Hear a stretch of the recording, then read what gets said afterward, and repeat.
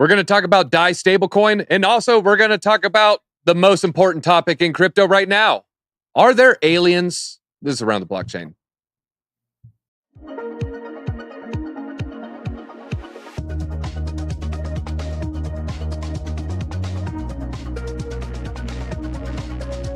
Thank you for joining, everybody. Make sure you karate chop that like button because we're also talking about Bruce Lee, and we got 4 phenomenal guests on today. We're going to go and get right into it. On the top left, we have Crypto Lifer, looking sharp as always. Crypto Lifer, how are you feeling today? I'm feeling great. Thank you. All right. And then coming out from the set, he looks like he's ready to wrestle up some aliens. That is, maybe he's going to catch him with his rope. I'm talking about Cowboys of Crypto in the fresh white tee. How are you doing today, Cowboys? I'm ready for this market like a poke in the eye with a sharp stick, but I'm ready for ATB. All right. He's going to blow on by like a tumbleweed, too. Also on today in the patented red square, it is Crypto Blood. Crypto Blood, how are you doing today? I'm feeling gray. And last but not least, we have Jayson Casper. And, Martians are green, and so is his background. Jayson, how are you doing today? Excellent, DZ. Thank you for having me on. All right, the very special Martian manhunted background right there. All right, well, let's talk about a stable coin and a yield, and is it sustainable? Of course, it harkens back to the time of 20% yields, which proof did not be so stable, but MakerDAO has a stable coin. It's called DAI. MakerDAO launched in 2017, and DAI is the world's 3rd largest stable coin. We have Tether at number 1, USDC at number 2. Number 3 is DAI. They have a little bit of a yield. You can even see it on Coinbase. Well, in an effort to spur demand, they were jacking that yield up, potentially all the way up to 8%, which I know it's a far cry from the 20%. But as of today, maybe a little bit risky. This is after their market cap has shrunk by a full 1/3 over the past 12 months. I'm looking at some of the numbers. They peaked at 6.9 billion. Pretty nice. And currently, I'm not kidding, 4.20 billion. This is actually real numbers. Simulation shows it, not me. But Maker backs DAI with yield-generating assets. And with those yield-generating assets, they pay that back to the holders of the token. Now, Crypto Lifer, we remember the yield-chasing meta. I think it was second half of 21, first half of 22. 10% here. I'm going to put all my tether. Oh my God, go over there. It's 12%. Go over there. It's 15%. Oh, if you do this swap, go to UST, you get 20%. You put in $100. At the end of the year, it's 120. Printing free money. Well, what is wrong with what are your thoughts on stables giving yield? Is there anything fundamentally wrong with that business strategy? Thank you so much for having me, and thank you for the question. It's a great question, right? Because people want to make money without having to be in a volatile asset, right? That's what I can't see. That's why I'm a little bit against the yield on a stable coin, because I feel like you have to earn your yield. You know what I mean? Get into the coin that you want, pick out the charts, look for some oversold areas, be patient, begin your yield. Everyone was getting into yield farming. They're like, oh, I'm not a trader. I don't do technical analysis. And I'm like, yeah, but the best yield farmers are technical analysis, because they know when to start the yield farm at the right time. You know what I mean? Like, you want to start a yield on a low daily. You don't want to start a yield on the high daily, right? You may get your yield back, but the coin goes down, you're back to break even. I've been through so many of the up and downs, and I used to get in early, up and down. I went through so many DeFi farms. It was insane. So I think you got to earn it by being in a real coin that you could actually, go up or down in a way. So I think that kind of brings that yield to you, so take that away, because I'm kind of a, degen trader, I guess, on that yield farm type of way. But when it comes to a stable coin, can we be super transparent about what's backing it? It's always, backed by these assets. Well, what are the assets? When can we actually go to the blockchain and see, they own an apartment building in Spain. It makes this much, right? It gets this much in rent. It pays this much in a mortgage. It yields this much a year, which they then put into a fund, which then, is it too long? Is it, or is that against security reasons for us to see every single dollar? I'm just trying to wonder, because once you give yield to stablecoin, for me personally, I just want to know exactly how that yield is coming out, because I can stay in La La Land and decide not to know. But then again, aren't I just recreating the same thing that happened before? Yeah, I can see 2 reasons. One, maybe the 20 cent was never sustainable, so you can't show, because then people can figure it out. The other one, to play the devil's advocate, maybe it's their secret sauce. And they don't want to reveal how they just, print 10% every year. Well, we're talking about 8% year. Cowboys of Crypto, is there a sustainable level of yield you would feel comfortable with? Thanks for having me on. In space exploration, Apollo 11 was the first successfully manned crew to land on the moon. This was July 16, 1969. And did you know that before that, there were over 71 What? mission trips to the moon? Okay. Over two countries and 11 years to try to make this happen. There were attempts that were big and they exploded, small successes, but mostly failures and loss of hope.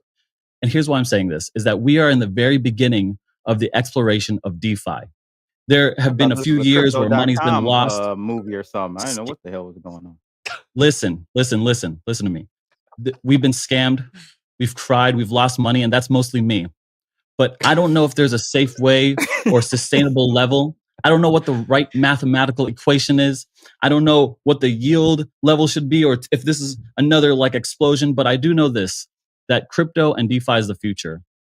It's written in the stars. We won't need a currency that is declared valuable by people who control it. We won't be dependent on earnings that's dictated by institutions scoring us. And we won't be scared of financial ruin playing a game that the people we're playing against set the rules.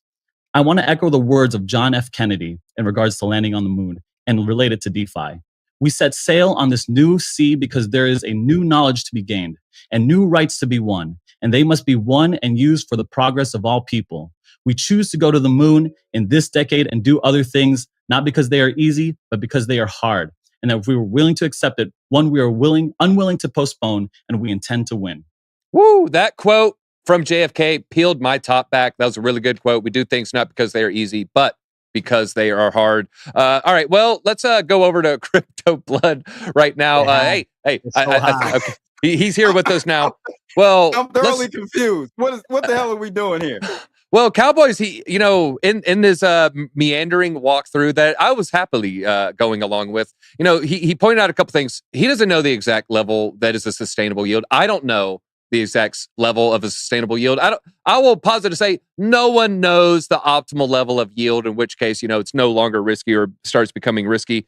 So next cycle, Crypto Blood, there's probably going to be a whole new wave of people looking for chasing yield.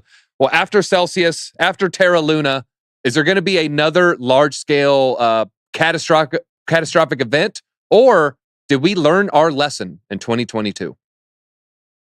I would say, of course, we haven't learned our lesson. It just repeats itself. It's rinse and repeat, right? We forget 5 minutes ago. We got a TikTok brain. So look, man, here's the thing. Currently, this is a challenge for all risk-on assets, and it's the yield of the Treasury bill. Right, the government debt, we know that's going higher. So now it used to be in a zero interest rate world, we didn't have any competitors. So people didn't have a choice to say, okay, stocks or something else. But now I could safely go to a Treasury bill and get 5.5, 5.6 interest on my money, pretty much risk free. So now there's competition out there, DZ, and people I think are not going to be so inclined to go for these wild APYs, even at 20, 15% is pretty aggressive. They're going to go with and possibly go with the stable. What we know will pay you back. We know it's a Ponzi scheme, but at least they will still pay you back in the short term. So I think that's the competition, and it's not going to get out of control as much, I think, the next go around, in my opinion, if interest rates stay high where they are. So we'll see what happens. But if the rates are still high come next cycle, I think you won't see the outrageous craziness with people running to APYs at 15 and above, to be honest with you. Yeah, and Blood brings up a good point with U.S. Treasuries. If you get your 6% free, it's super easy to have a business where you just pass down 4%. But if you're only earning 4%, where the heck is 8% coming from? All right, well, Jayson Casper, I'm going to go take the viewers on a little journey here. Back before I ever started working at Big Boy Crypto, there was only 2 TA channels that I watched. One was Crypto Face. The other one was Jayson Casper. Well, I enjoyed trading. Maybe I got wrecked a little bit, but now I am too busy to trade. I can't jump in a Discord. I can't set a level. I don't even know what Fibonacci means. I thought it was a noodle. Is there a safe way for someone like me? Man. Is there a safe way for someone like me to chase passive yield? I don't have time to trade. I don't have the skills to trade. What is the safest way for me then? Oh, you're muted. You're muted. That was my favorite part of your show. There you go. Being There you muted. Yeah, that's my favorite part too. As Cowboys of Crypto was saying, there were dozens of moon missions before July 1969. And, maybe DAI is the Apollo 11 of stablecoins, right? Just another scam. But I guess I don't think there's really a safe way to make passive yields in crypto. There's no guaranteed safe way. As Lifer was saying before, we don't know what they're investing in. And history tends to kind of repeat itself. And, I don't believe these things are sustainable. Not in crypto, not yet. Not unless there's a little bit more transparency where we know exactly what they're investing in. And the unfortunate thing is, because I'm a guy. I'm big on decentralization and people being able to do what they want. But right now, the crypto space is full of scammers that are looking to scam people. And it turns out that a lot of things that look really legit turn out not to be legitimate at all. And I'd say the best thing to do in crypto is buy low and sell high. I mean, I know it sounds ridiculous to say write that down. But it sounds so ridiculous. But right now. Well, the thing, people don't take that seriously. People don't take that seriously. If you've been accumulating Bitcoin between when FTX went down and now, you're in a really, really, really good position. But most people are not doing that, and most people are going to start buying when the hype is back, right? And it's so dang simple. Like, it really is. I've been aggressively buying Bitcoin, at these prices, and that's passive. I don't have to do a dang thing. Okay, what about coins that you can self-custody and earn a little bit of yield? Does that get a little bit more of a green light? I could throw out DAI as an example, but as a trader, Cardano, probably the most popular self-custody. You can earn a little bit of yield. I think it's around 4.5%. It really depends on your epoch and your pools, and there's a lot of factors. Let's just say it's roughly 4 or 5%. Is buying in at Cardano and setting forgetting, trying to get my 4%, would that be a good call in your eyes? Yeah, I actually do that. I do that. I think if it's self-custody and you're making staking it on the network for the network, I think that's a little bit different than putting your money in a stable coin for them to go invest in something.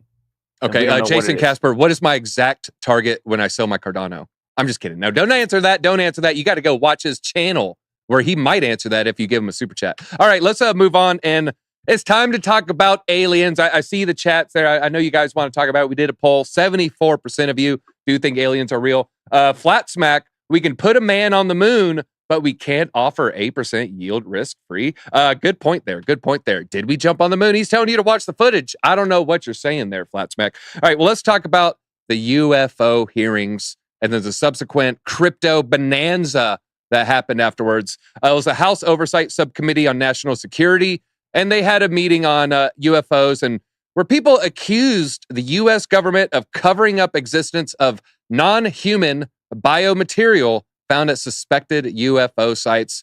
Is this a Chinese vessel with a dog in it? Is this, an extraterrestrial vessel with a gray in it? We don't really know. There's no details at the moment, but the revelations ignited a frenzy amongst the UFO-loving crypto crowd. Over 50, and I think at this point it's in the hundreds of UFO-related meme tokens then hit the market, folks. I actually pulled up Dex Tools. I went to new coins. I just browsed a few windows.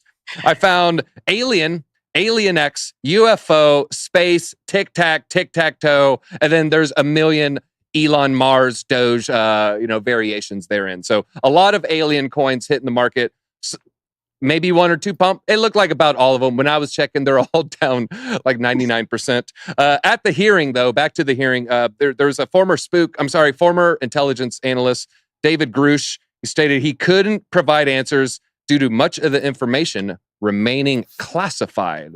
A lot of the info is still secret. Now, I was going to say, we could bring it to crypto. When there's a narrative like AI or UFOs or ways to make money, jumping into meme coins, I'm going to ask the question you all want asked. Crypto lifer, are aliens real? All right, everyone, get your notebooks out real quick. This could be like a quick 2 minutes of your life that you'll never forget, or maybe less. But I started, getting into this subject matter a long time ago. Like the third or fourth. I didn't know it was going to get this serious. I'm writing notes again. The third or fourth YouTube video that I ever made. Buy low, sell high. Okay. 9/11 to Bitcoin. How 9/11 led me to cryptocurrency.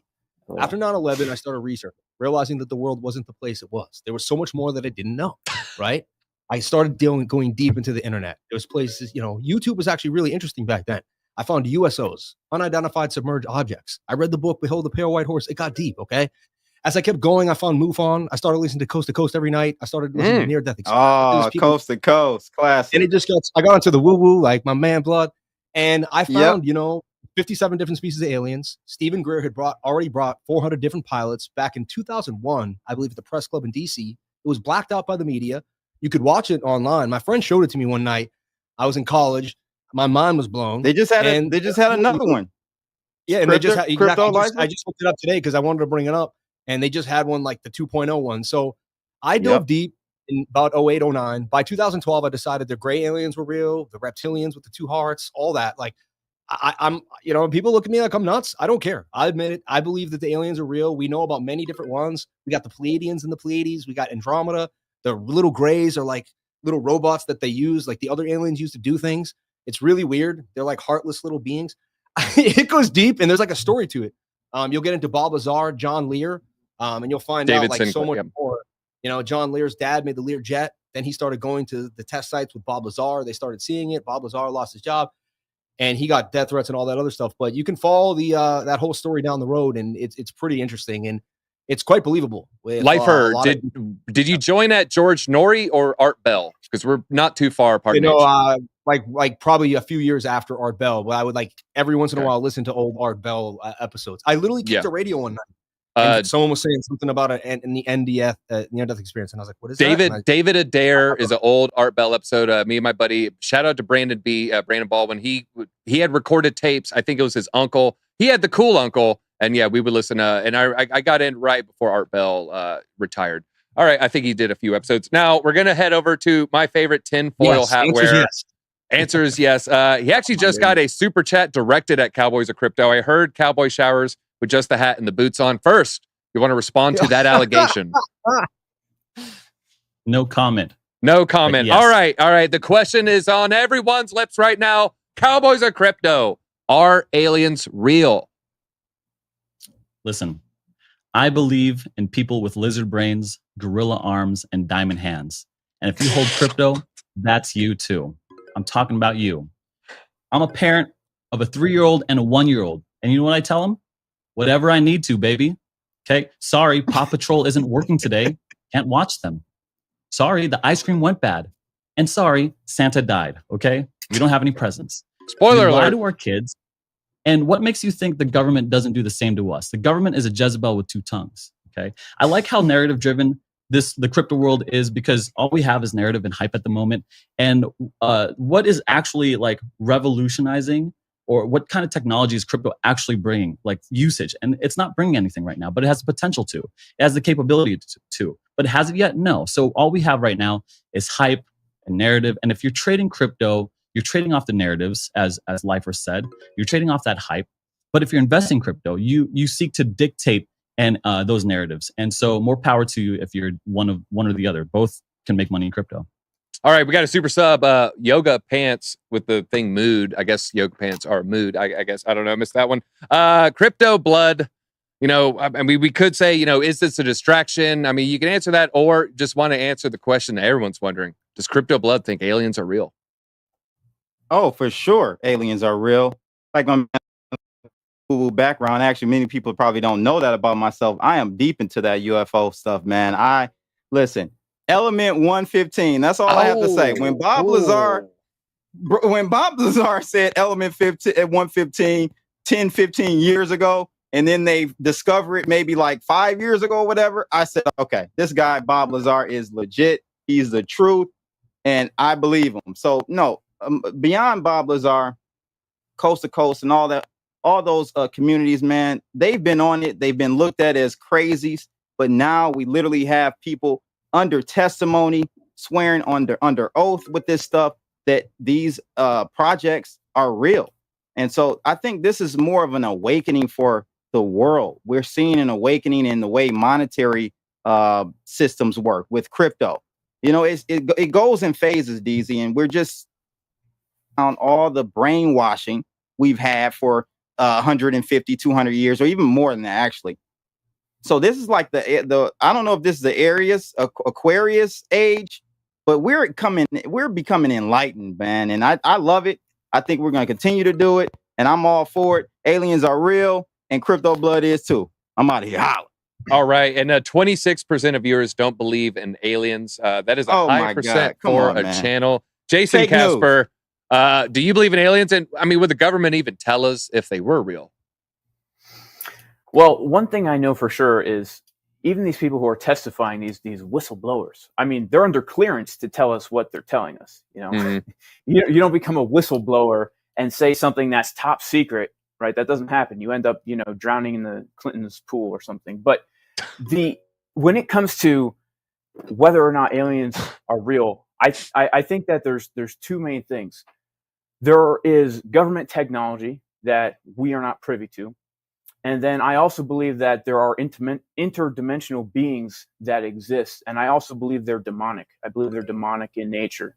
I don't think they're aliens extraterrestrial the way we've been programmed to believe ever since War of the Worlds aired way back in the early 1900s, where they told everybody what to expect an alien to look like. We know what their UFO saucers are going to look like. We know what the gray aliens look like. We know what these things look like. This is all through the media. You go back to the 1800s, nobody knew what aliens looked like. So I think it's very interesting that we have this predictive programming in the culture that now everybody kind of knows what an alien's supposed to be because of the movies and all this stuff. And I also think it's very interesting that you go back, to some of the most ancient records, and you have these records of these angels or demons or whatever you want to call them coming down, intermingling their DNA with mankind and animals. And these beings were worshipped as gods in the ancient times. Exactly, the Anunnaki. If you're going to be speaking in a more biblical sense, they were called the sons of Anak. And these were fallen angels that came down. They intermingled with men.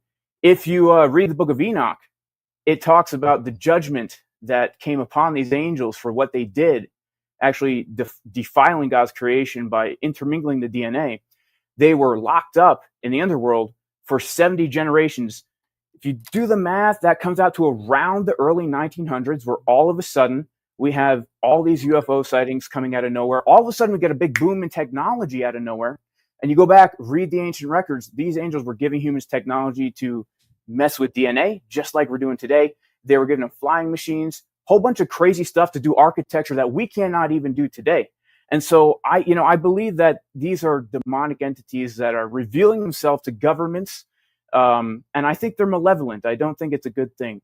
So when you talk about, is there an alien like from Mars or whatever, I don't think aliens from other galaxies are that interested in us or this stupid planet. But I do think that they are interdimensional beings that do exist, because, you read the Bible and there's the heavenly host. There's all these other beings that are out there somewhere. And God created them, and some of them are bad. Yeah, you can actually type up coast to coast, type in interdimensional beings. You should be able to get a pretty good viewer call. I think. I just want to bring one point up, and it's about 0-point technology. And I think this is one escape route for Bitcoin to sustain itself once we get past the last Bitcoin that is mined. Because then there won't be any economic incentive. But if energy is free, then everyone can mine Bitcoin and other cryptocurrencies at zero cost. So I think it all ties in together, DZ, at some point with the technologies that these aliens have, or we have, and we've been suppressing. But I think it's definitely a new awakening for our society, and I'm excited, man. All right. I think chat was loving that. Ricardo said, Jayson dropping facts right now. Jayson Casper, I would say predictive programming seems to be moving towards cloning at the moment. Just look at the Jamie Foxx, just everything surrounding that. And there's other things we're not going to get into right now.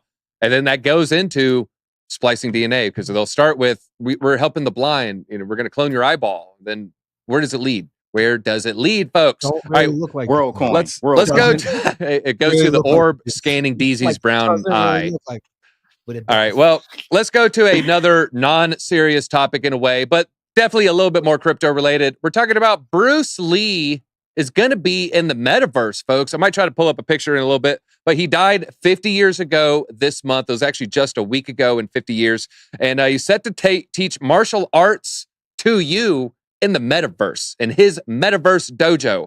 This is to celebrate the 50th anniversary of his passing, and it's made by Byte City, Magic Eden, Bruce Lee's daughter, and a Samsung gaming partnership. So a few big names there. It's on Polygon and ETH. The Polygon mint is today. It was free. It was this morning.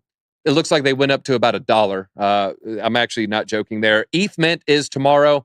It's going to be less than gas, probably. So, free, by the way. So if you want to get a free one, you can get a free Bruce Lee tomorrow. And according to Bruce Lee's daughter, Shannon, the metaverse will provide an immersive experience that allows fans to celebrate her father's legacy in a special way. Now, Crypto Lifer, I've heard you give some Bruce Lee quotes. I think I've heard you say flow like water. I mean, it's a cool concept. I like Bruce Lee. I think you like Bruce Lee. It was free, but why is it only $1? NFTs aren't the hottest thing right now. People aren't paying attention. You think this would be amazing, right? To be able to like immerse yourself in this technology with Bruce Lee. Some people also might seem it as kind of disrespectful. Like, don't recreate this man. Like, he was amazing in his time. Like, so I could, maybe there's two sides to the story there. I think it's amazing. Like, would I go see an Elvis concert in the metaverse? For sure. If they can recreate the likeness of these people and it feels somewhat like they're in the room. Now, did he teach a class? Did they take it from someone else? Did they have writings of his? Where's the authenticity of what I'm actually learning? Like, how deep does this go? Am I actually with Bruce Lee? Are they supplementing some of the data there? Like that, those are some things I want to know as being like into that stuff. But I think it's really cool. I actually would like to do it. I don't know that much martial arts. I'd like to know more about it. I think he was an amazing person who had a great legacy, and he spread great truth, and the words he spoke and his whole message and his vibration, his energy was just bar none. So anything that makes him get talked about and put him in the limelight, I'm all about, man. So let's go Bruce Lee, man. Love that dude. All right, and we kind of see the style right here. This is the 50th tribute free mint. It's just I just pulled it up. It's very, very simple, like kind of like a Roblox style or a Mii from Nintendo Wii. So very, very simple style. It isn't like lifelike or anything like that. Now, a couple extra points there. All right, now Cowboys of Crypto. I thought you were in the metaverse, and he was going to teach you. Was I wrong? So, yeah, he's going to teach you. That's the eventual end game. That is the end game. This NFT, it's your access ticket in this indeterminate time in the future where this cool thing happens, because that's how NFTs like to operate. Now, Cowboys of Crypto, what would you rather do in the metaverse? Would you rather have Bruce Lee teach you Kung Fu, or have John Wayne teach you about how to ride a horse? Or fill in the blank, MJ teaching you how to moonwalk. Anything you would like. Oh, snap. You got the nunchucks. I'm a student of nunchaku. Just noticed. 3 points for nunchucks. Okay. Bruce Lee was more than just a fighter. He was a philosopher. He could teach you how to kick and punch, sure, but he would weaponize you. He would teach you how to build yourself up. He would weaponize your body, and he would also help you to weaponize your mind. Bruce Lee would not only turn you into a weapon, but Michael Jackson, you would need a weapon to fight him off of you. So that's who I would study. Now, I want to talk about something more important, and that's the future of education. Okay? The future of education is where I can learn Jeet Kune Do from Bruce Lee. That would be something amazing, right? Or more specifically, I could learn how to be a plumber from someone across the world. I could put some or Mario, on. Literally Mario, or Mario. Like if Mario's teaching you how to be a plumber, or jump on some mushrooms like some of you fine folks. The problem is that this technology is not readily available. Now we see some of it coming out, right? Apple might become some of the. So if I want to learn how to be a surgeon, they're going to put in simulated, space for me, to me to learn, and probably input some kind of, you see in the Matrix, like some kind of scenario where I'm like, oh, the blood's spurting everywhere and all. And so that's something that could help really learn education. Now, if I want to learn about cars or how to be in the military or birth or forging, any kind of scenario, I could do that. And I think that's the future. So however metaverse is right now, might not, and I hopefully will not be in the future, like 10, 20, 30 years from now. But The other option is this: the current educational system. The content of the system is based on the political leanings of board members, random people who don't have any stake in the game. They all want to take away the rights of the parents and give it to the state. They want to unify and shape values under their own agendas on whoever makes more money at the top. They want to vilify spanking. They want to call common sense stupid, and they want to call people who believe in God stupid as well. And I think it's all a distraction, and it's all for money and power. I think it's run by people who are self-absorbed, self-concerned, and narcissists. So we need a better educational system for a better future. All right. Cowboys is still for corporal punishment, spanking, nunchucka to the head. Whatever you got to do to get that lesson across. Don't hit your kid with nunchucks, folks. All right, Crypto Blood. All right, he brought up education. Let's stay on education here. What would you rather do? You have a 10-year-old. Would you rather put him in a closed metaverse where, maybe you looked at their Twitter real quick, or would you rather put him in Detroit's public educational system? Oh, shit. Not Detroit's education public system. No, not at all. But listen, I think the metaverse has its pros, but at the end of the day, kids need to commingle with each other. They need that physical interaction to build those social skills and really to build emotional intelligence. I don't think you can get emotional intelligence or gain that by being in a metaverse. I just don't see it. So I'm with more, walking down the street, going to school, getting a little bullying going on with you, with your comrades, and working through it, man. So that's what I'm all about. But at the end of the day, is it really about Bruce Lee or is it about Bruce Leroy? That's what I want to know. Yeah, I think it's Bruce Leroy. Show enough there. Show enough. Great movie. It's actually a pretty good movie. Bruce Leroy. Check it out. All right, Jayson Casper. What are your thoughts about metaverse replacing education when it comes to our public educational system? And are there any celebrities you would maybe like to see? Maybe Dimebag Darrell. Yeah, that would be cool. I mean, like Crypto Blood said, the metaverse has its pros, definitely. A lot of cool things that we would get to experience. When it comes to education, I mean, I think this is a very, very dangerous road that we're going down, because right now we look at the public education system and it's very corrupt, right? It's not there to educate children. It's not there to teach children how to succeed in life. It's there to brainwash children so that they can be slaves of the New World Order and just fall in line and do what they're told. Now, the problem with that is when it comes to the metaverse, now these people are going to be, the metaverse is going to be presented as if the AI is telling you something, it has to be true, right? They're going to be able to edit reality, like in a very literal sense. Because if you're a child and your brain is undeveloped and you're living your life in augmented reality and virtual reality, your brain is going to have a very hard time differentiating between what is real and what is not real. Like when a young child is developing, they have no concept of, if you have an infant, you walk out of the room, the infant might think you're literally gone, right? So as a developing brain is kind of going through these experiences, it's going to be very difficult for them to differentiate between reality and non-reality. And if you have somebody or some system that's in control of the educational system, like right now, there are certain organizations that have their hand very much so in what children learn and what is taught in the public school system. It's going to be like brainwash on a whole nother level, because this is just going to be reality for them. I think it's very dangerous. You know what I think, DZ? I think parents need to homeschool their dang kids or unschool their kids, and communities need to get together to teach their kids real things that will help them succeed in life. It's crazy to me that most people are okay with taking their kid and putting him into the hands of the state, or now the AI, where for 8 hours a day, for 12 years, they're literally going to be indoctrinated. And then they wonder why society is so crazy. That was a foreign concept. Even up until the mid-1900s, there was a huge pushback against public school until, pretty much after World War II. But this is some scary stuff, man, because kids are the future. And right now, my wife, Big Butts 28, shout out to Big Butts 28. In Spanish, we call her Grandes Glutes 28. But she was a public school teacher for 7 years.